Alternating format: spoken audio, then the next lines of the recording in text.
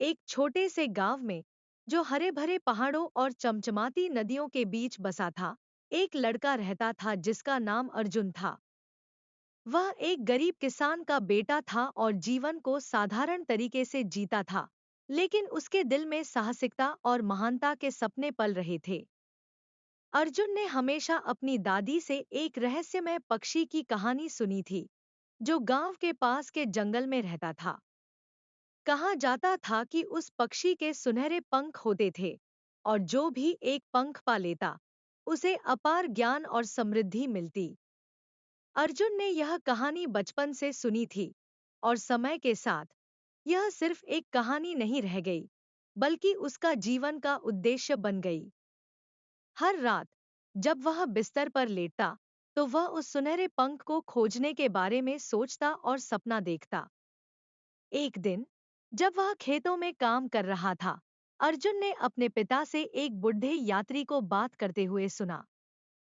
यात्री ने कहा कि उसने जंगल में उस रहस्यमय पक्षी को देखा था और बताया कि वह सिर्फ कोई साधारण पक्षी नहीं था, बल्कि वह जंगल का रक्षक था, जो प्रकृति के संतुलन की रक्षा करता था।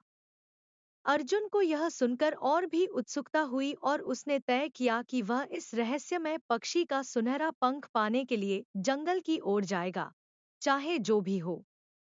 अर्जुन ने अगले दिन अपने माता-पिता को बताकर छोटा सा बैग लिया, जिसमें खाने पीने की चीजें और पानी था, और चल पड़ा जंगल की ओर। जैसे ही वह जंगल में घुसा, पेड़ और घास-फूस घने होते गए और हवा ठंडी हो गई। पक्षियों की चहचहाहट और मिट्टी की खुशबू के बीच अर्जुन ने आगे बढ़ना जारी रखा। लेकिन जैसे-जैसे वह जंगल में गहराई में प्रवेश करता गया, डर भी उसके दिल में समाने लगा। जंगल बहुत बड़ा था, और अर्जुन ने कभी भी इतना गहरा जंगल नहीं देखा था। रात होने पर अर्जुन ने एक छोटी सी नदी के किनारे विश्राम करने का सोचा।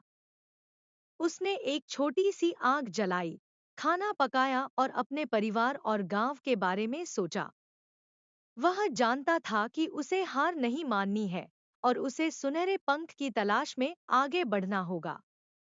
उसने रात के आसमान में तारों को देखा और प्रार्थना की कि उसे सही रास्ता मिल जाए। अगली सुबह अर्जुन ने अपनी यात्रा फिर से शुरू की। वह जंगल के और भीतर गया, और घंटों चलने के बाद वह एक ऐसे स्थान पर पहुंचा जहां एक प्राचीन पेड़ खड़ा था, जिसकी छाल पर मंजरियां और काई चढ़ी हुई थी। पेड़ के नीचे एक पत्थर का शिला रखा था, और उस पर एक सुनहरा पंख रखा था। अर्जुन का दिल खुशी से धड़कने लगा। उसने ध्यान से पंख की ओर कदम बढ़ाए और उसे उठाने के लिए हाथ बढ़ाया। लेकिन जैसे ही उसके हाथ पंख तक पहुंचे, एक आवाज जंगल में गूंज उठी। जो जंगल का अधिकार लेने की कोशिश करता है, वह कौन है? वह आवाज गहरी और गुस्से में थी। अर्जुन चारों ओर देखता है, लेकिन कहीं भी कोई नहीं था। आवाज जैसे जंगल के हर कोने से आ रही थी। अर्जुन डरते हुए खड़ा हो गया, और उसने धीमे स्वर में कहा, मैं सिर्फ एक पंख लेने आया हूं, जो मुझे अपना रास्ता दिखाए। वह आवाज फिर गूंज उठी, तुम क्या समझते हो कि तुम जो चाहो वो ले सकते हो? यह पंख केवल उस व्यक्ति के लिए है, जो जंगल का आभार और इसकी शक्ति समझे। अर्जुन समझ गया कि यह सिर्फ एक साधारण पंख नहीं था, बल्कि यह जंगल की आत्मा का हिस्सा था। उसने धीरे से पंख को शिला पर वापस रख दिया और कहा, मैंने जो कुछ भी चाहा, वह केवल एक सपना था। मैं जंगल और इसके हर हिस्से का आदर करता हूँ। आवाज शांत हो गई, और जंगल की हवा में एक अजीब सी शांति छा गई। अर्जुन ने महसूस किया कि उसका दिल हल्का हो गया है, और वह पूरी तरह से संतुष्ट था।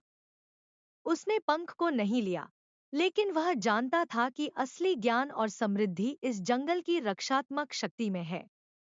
अर्जुन घर लौट आया, और उसकी यात्रा ने उसे यह सिखाया कि जीवन में सबसे महत्वपूर्ण चीज संतुलन और आदर है।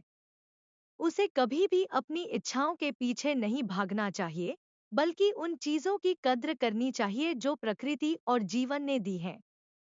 अर्जुन अब अपने गांव में एक सच्चे मार्गदर्शक के रूप में जाना जाता था और वह हमेशा अपने अनुभवों को साझा करता था, यह बताते हुए कि सबसे बड़ा खजाना वह है जो हम अपने अंदर पाते हैं, न कि बाहर। और इस तरह अर्जुन की यात्रा एक शिक्षा बन गई और उसका नाम हमेशा के लिए याद किया गया।